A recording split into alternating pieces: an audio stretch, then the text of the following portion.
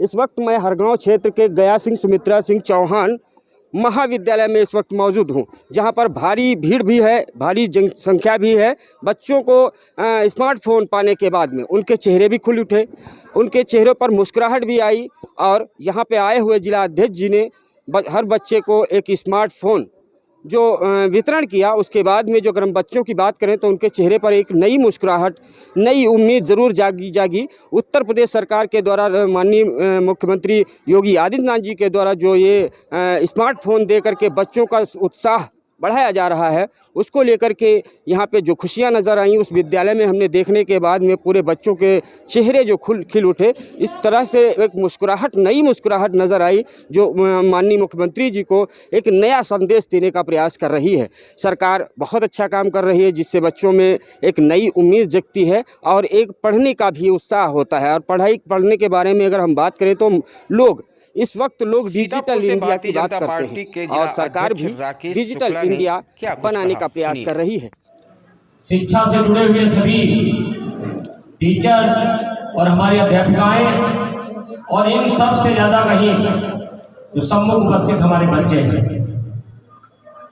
आप सबको बहुत देर इंतजार करना पड़ा। आज हम सब राजनीतिक क्षेत्र में काम करते हैं, सामाजिक क्षेत्र में काम करते हैं। आपसे क्षमा प्रार्थी हैं पहले तो, क्योंकि हम सब का समय अपने लिए कुछ नहीं होता है। कल रात में एक सूचना आई और हमारे प्रदेश के सबसे बड़े अधिकारी जो संगठन महामंत्री होते हैं, उनका प्रोग्राम हमारे यहाँ आ गया। 7 बजे ये आ गया कि एक प्रोग्राम होगा और लखीमपुर, हरदोई और सीतापुर मिलाकर के एक बैठक करनी है आपको। वो अरेंजमेंट करके, बैठक करके हमको कहीं और जाना था, लेकिन तब तक आपका फोन आया प्रबंधक महोदय के कि यहाँ पे आना है आपको। हम सीधे यहीं पे चले आए, इसलिए हमें लेट हुआ है। मैं जान रहा हूँ कि आप सब समझेंगे हमारी मजबूरी को। आज उत्तर प्रदेश सरकार की बहुत ही यशस्वी योजना स्मार्टफोन वितरण, उसी के सिलसिले में हम सबको आना पड़ा है। कॉलेज के प्रबंधक महोदय, हमारे साथी जो हम सब के साथ काम कर रहे हैं, हमारे जिले में उपाध्यक्ष सुधाकर शुक्ला जी, जिले में मंत्री उदित वाजपेयी जी, युवा मोर्चा के जिला अध्यक्ष सचिन मिश्रा जी, सम्मानित मंडलाध्यक्ष महोदय, हरिगांव के मंडलाध्यक्ष महोदय और विश्व हिंदू परिषद के क्षेत्र के पदाधिकारी अवनीश सिंह जी और इस कार्य से जुड़े हुए सभी छात्र छात्राएं और यहाँ के गणमान्य व्यक्ति। आज योगी सरकार की बहुत ही महत्वपूर्ण योजना है। बच्चों में 5 मिनट आपसे बात सुननी होगा और मैं चाहूंगा कि आप मुझे सुनो और कोई अगर बात आपकी आती तो मैं भी सुनूंगा आपकी बात को।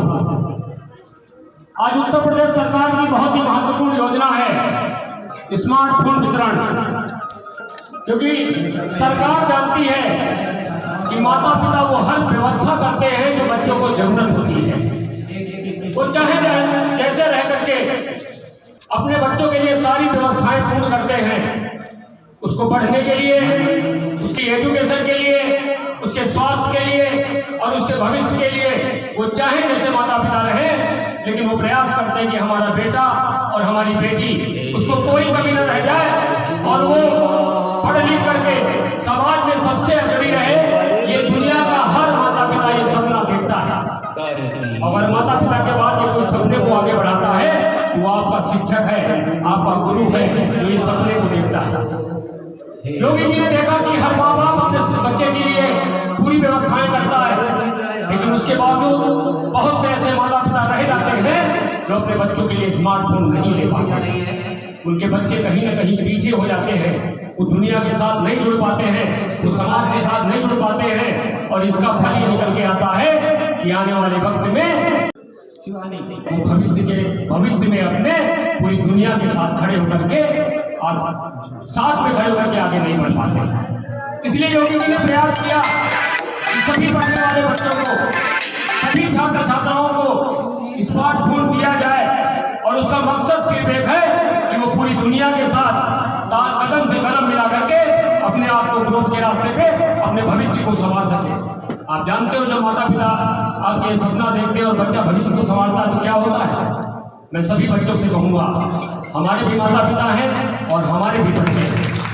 हर माता पिता ये देखता है सपना कि उसके बच्चे बहुत बड़े बन जाएं, लेकिन बहुत से बच्चे अपने माता पिता के सपने को अपना सपना मान करके चलते हैं और वो माता पिता के सपने को साकार करने के साथ साथ अपने भविष्य को भी संभालते हैं। और जब उनका भविष्य संभलता है तो आपके परिवार का भी भविष्य समझता है, आपके क्षेत्र का भी भविष्य समझता है और आपके प्रदेश और देश का भी भविष्य समझता है। जब किसी भी देश की आर्थिक प्रगति और किसी भी देश की प्रगति किस पर निर्भर है, किसी भी देश की प्रगति पर निर्भर है वो हमारे आपके ऊपर, युवाओं के ऊपर है। नरेंद्र मोदी जी ने एक सपना देखा है और एक भविष्य निर्माण के लिए एक विषय को आप सबके बीच में रखा है। आप सबने भी पत्रिकाओं के माध्यम से, समाचार पत्रों के माध्यम से, टीवी के माध्यम से और बहुत सारे चीजों के माध्यम से इस विषय को देखा है। उन्होंने विकसित भारत की कल्पना की है। उन्होंने 25 साल के बाद 2047 में विकसित भारत की कल्पना की है। और आप सब बच्चे हमसे ज्यादा जानते हो, हम लोगों से अच्छी तरीके से, आप और अच्छी एजुकेशन पढ़ रहे हो। जो प्रबंधन होता है, प्रबंधन आपके काम की गति को बढ़ा देता है।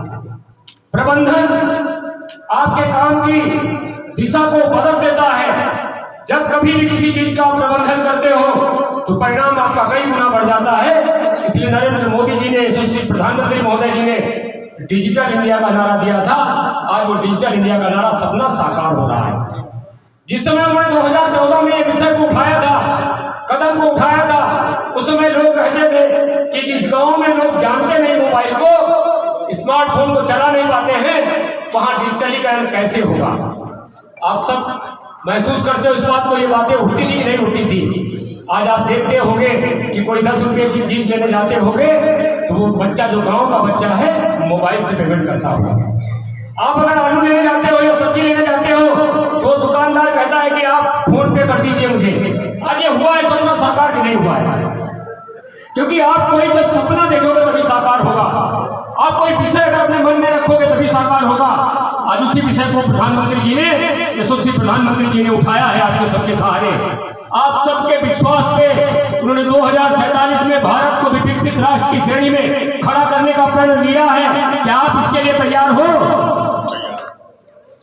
कुछ बच्चे तैयार हैं लेकिन कुछ नहीं तैयार हैं। आप एक बार तैयार हो इसके लिए कि नहीं तैयार हो? मैं आपको बता दूं, आप बिल्कुल तैयार होइए।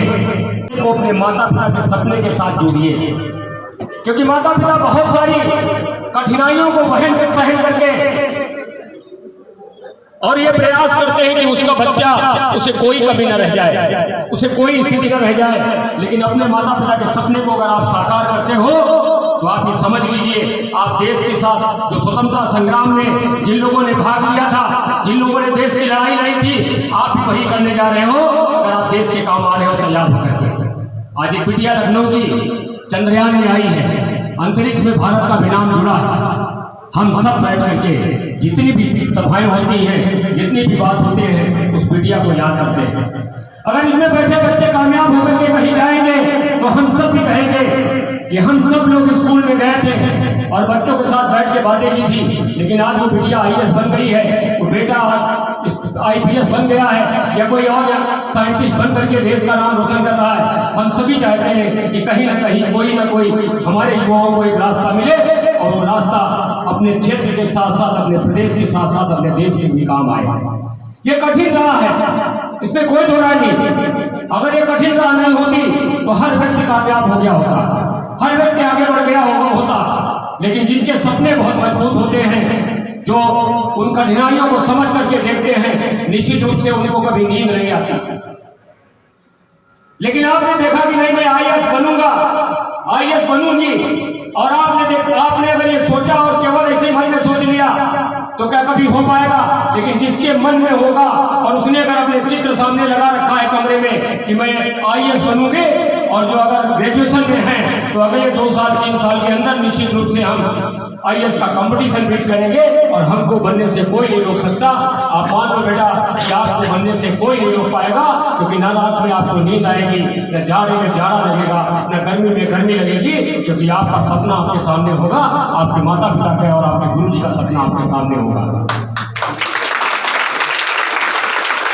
मैं एक बात और आपसे क्लियर करूंगा, एक पुस्तक है the magic of thinking big.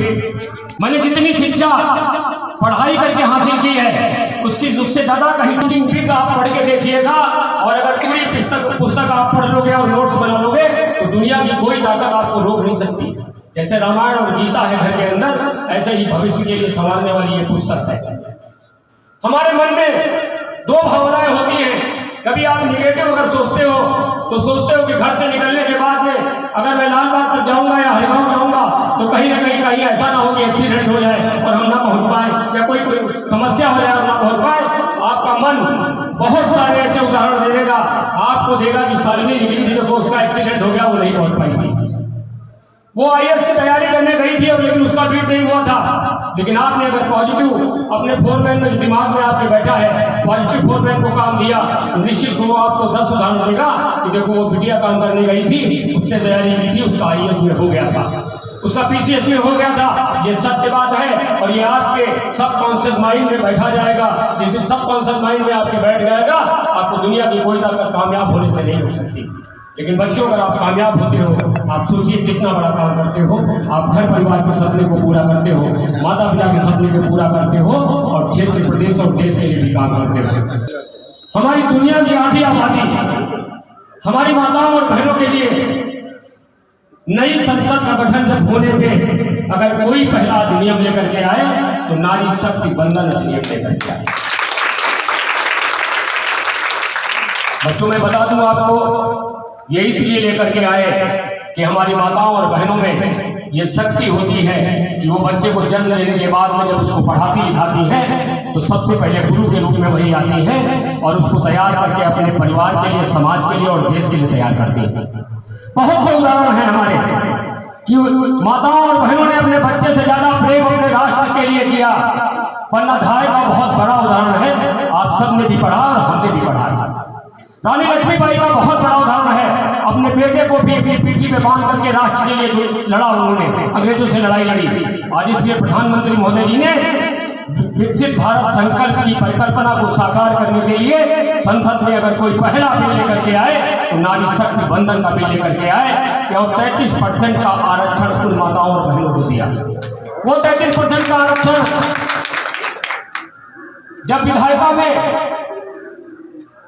विधायक के रूप में और संसद में सांसद के रूप में हमारी माताएं और बहनें बैठेंगी तो निश्चित रूप से उनको विश्वास था कि माताओं और बहनों के द्वारा निश्चित रूप से ऐसा काम किया जाएगा कि हम सबका जो सपना है भारत माता परम वैभव को प्राप्त हो, जो ये हमारा सपना है, ये सपना निश्चित रूप से तभी साकार होगा जब माताएं बहनें बैठेगी और वो मस्तक पर चंदन होगा हमारे भारत माता के, वो माताओं और बहनों के द्वारा ही लगाया जाएगा। ये उत्तर प्रदेश सरकार की बहुत ही यशस्वी योजना है।